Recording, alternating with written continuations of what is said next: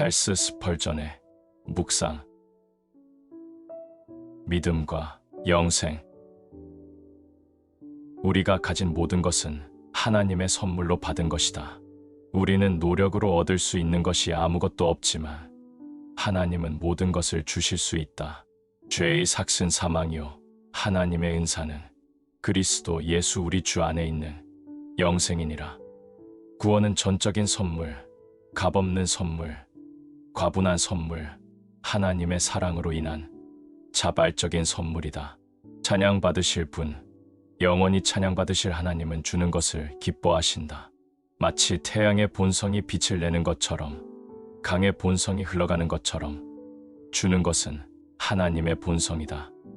받는 입장인 우리는 얼마나 복된 존재인가.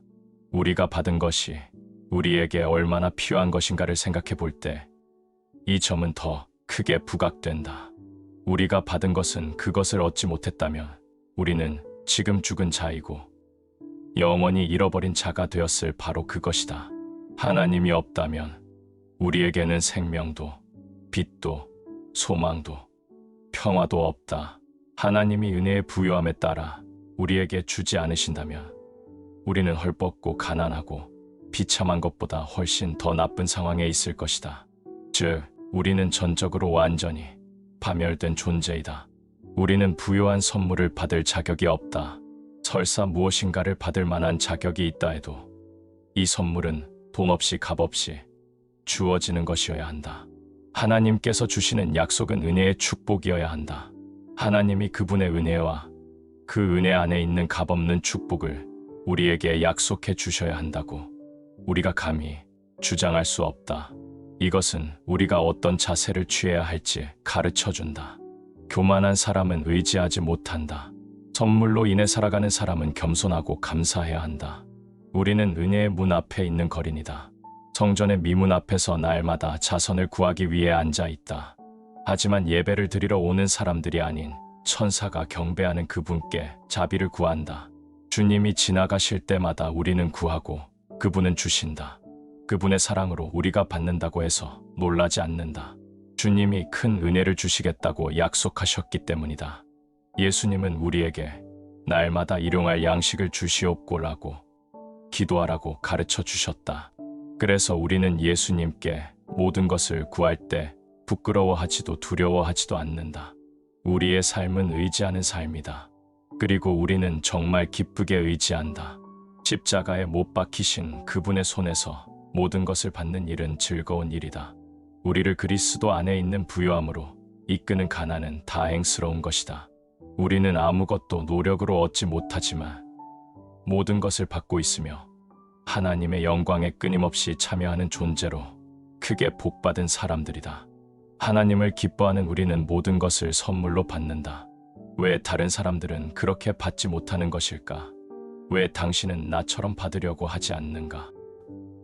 기꺼이 주려는 사람이 있을 때 받는 사람의 입장에서는 가난이 장애물이 아니라 오히려 좋은 조건이다.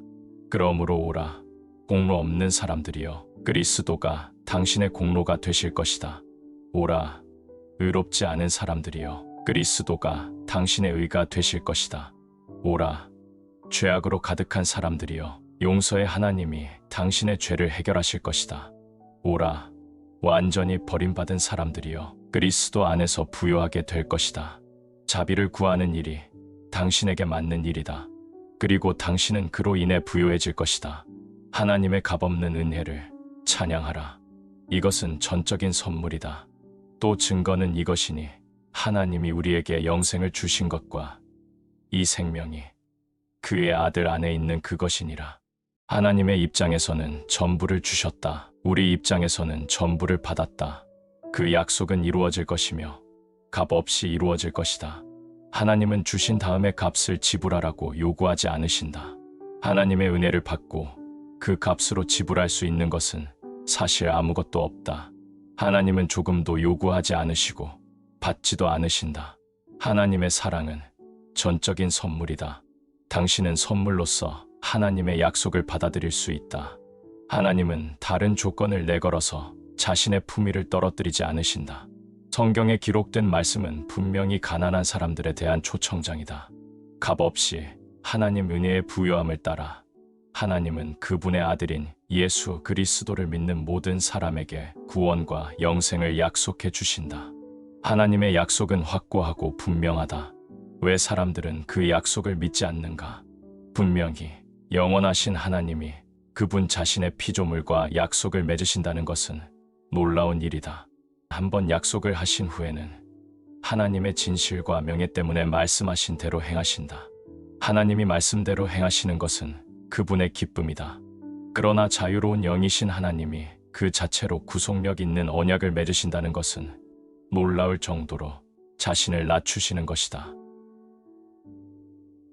하나님은 인간과 은혜의 언약을 맺으시고 자신의 말씀을 보증하실 뿐만 아니라 맹세하심으로써 자신의 약속을 확증하신다. 이는 하나님이 거짓말을 하실 수 없는 이 두 가지 변하지 못할 사실로 말미암아 앞에 있는 소망을 얻으려고 피난처를 찾은 우리에게 큰 안위를 받게 하려 하심이라. 이 언약 안에 많은 보배로운 약속이 있다. 이 약속은 그리스도 예수 안에서 모두 확증받은 것이며 하나님의 신실하심이라는 기초 위에 세워진 것이다. 그리고 우리는 그 약속의 신실함 위에 현재와 영원을 위한 확신을 쌓아 올린다. 우리는 영혼의 구원을 위해 신실하신 창조주의 약속에 의지하는 것을 무모하다고 생각하지 않는다. 우리가 믿을 수 있도록 하나님은 약속을 말로만 하신 것이 아니라 글로도 써주셨다. 사람들은 합의 내용을 문서로 써주기를 원한다. 이 경우에도 그렇게 해주셨다. 기록한 것이 두루마리 책에 있나이다. 우리는 성경을 믿기 때문에 그 안에 포함된 약속도 믿을 수밖에 없다. 많은 사람이 연약함 때문에 하나님의 약속을 실제적인 것으로 생각하지 않는다. 친구가 약속을 하면 사람들은 그 약속을 실질적인 것으로 생각하고 약속이 보증하는 것을 기대한다. 그러나 하나님이 선언하신 것은 전혀 의미 없는 많은 말로만 생각할 때가 있다. 이것은 하나님을 크게 모욕하는 것이고 우리 자신에게 정말 상처를 주는 일이다. 하나님은 절대 말씀으로 농담하지 않는다는 것을 기억하라. 어찌 그 말씀하신 바를 행하지 않으시며 하나님의 약속은 언제나 이루어진다. 다윗은 자신에게 주신 하나님의 약속에 대해 이렇게 말했다. 하나님이 나와 더불어 영원한 언약을 세우사 만사에 구비하고 견고하게 하셨으니 하나님은 신중하게 차례차례 단호하게 말씀하신다. 그리고 우리는 하나님의 말씀이 확실하고 말씀하신 대로 분명하게 이루어질 것을 믿는다. 하나님을 신뢰하는 사람이 난처하게 된 적이 있는가? 하나님이 말씀을 지키지 않으셨던 순간을 찾을 수 있는가? 많은 세월이 흐르는 동안 약속하신 하나님께서 그 말씀하신 것에서 뒷걸음치셨다는 증거는 하나도 찾을 수 없다. 우리는 사람들의 성실함을 높이 평가한다. 우리는 하나님의 성품에서 그 성실함이 빠져 있는 것을 상상할 수도 없다. 그래서 우리는 하나님의 말씀뿐만 아니라 하나님의 존재도 틀림없이 믿을 수 있다. 블리허가 워털루 전투에서 웰링턴을 돕기 위해 진군할 때 병사들이 머뭇거렸다. 병사들은 불가능한 일입니다라고 말했다. 블리허의 대답은 그렇게 해야만 한다는 것이었다. 나는 그곳에 가기로 약속했다. 약속했단 말이다. 너희들 때문에 약속을 깰 수는 없다. 그는 워털루에서 크게 승리했다. 그는 지체하지 않았다. 약속했기 때문이다. 우리는 그런 성실함을 높이 평가한다. 그런 성실함이 없는 사람을 우리는 경멸한다. 전능하신 하나님이 약속을 지키지 않으실까? 그렇지 않다. 하나님은 약속을 미루기보다는 하늘과 땅을 움직이고 우주를 흔드실 것이다. 하나님은 이렇게 말씀하실 것이다. 그렇게 해야만 한다. 나는 약속을 했다. 약속했단 말이다. 다시 말하지만 약속을 믿으라. 하나님은 모든 말씀 한마디 한마디를 그대로 지키실 것이다. 선택받은 백성이 아니면 누가 하나님을 믿겠는가? 당신은 믿을 수 있는가? 하나님 외에 다른 사람은 우리를 속일 수도 있지만 하나님은 진실하시다. 세상의 모든 진리를 한 곳에 모을 수 있다 해도 하나님의 성실함에 비하면 그 진리는 양동이의 물 한 방울밖에 되지 않는다. 가장 정직한 사람들의 성실함은 연기와 같지만 하나님의 성실함은 바위와 같다. 우리가 성실한 사람을 신뢰한다면 선하신 하나님은 무한대로 신뢰해야 한다. 하나님의 약속을 믿는 것이 왜 희귀한 일로 보이는가?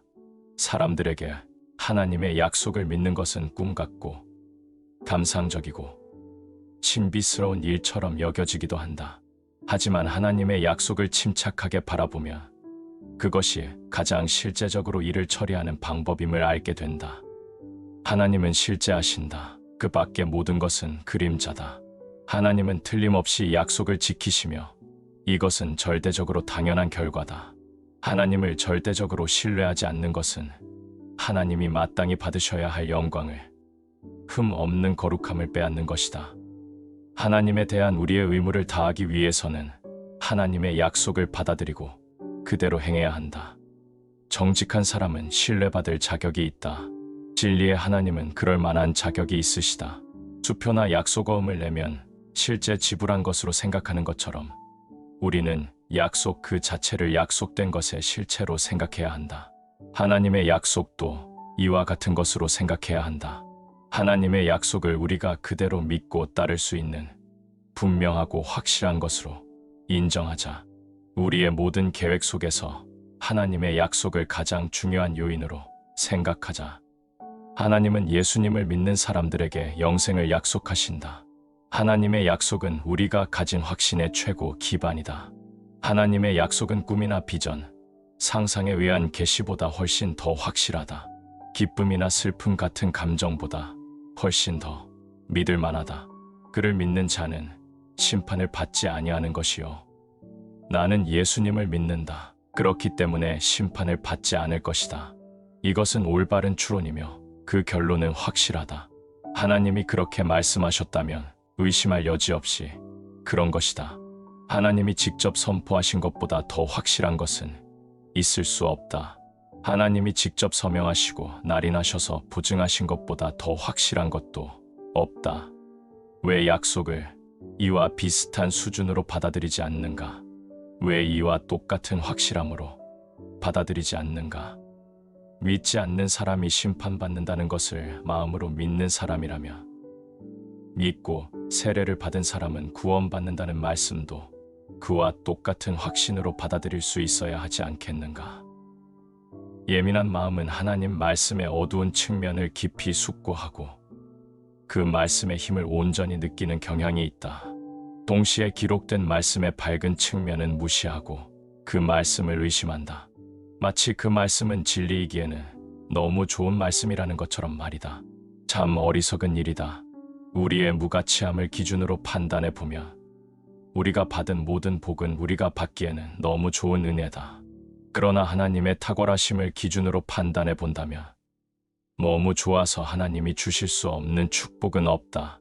무한한 복을 주시는 것은 사랑의 하나님의 본질이다.